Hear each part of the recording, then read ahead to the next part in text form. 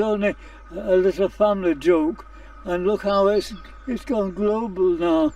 I mean, it's unbelievable that people are so kind throughout the world as to contribute.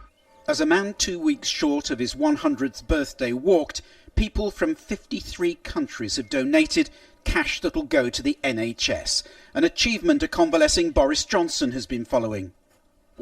Why weren't you able to take the Prime Minister's call this morning to congratulate you? Because there's too many people with cameras keeping me occupied. Through the day, the tributes have flowed thick and fast.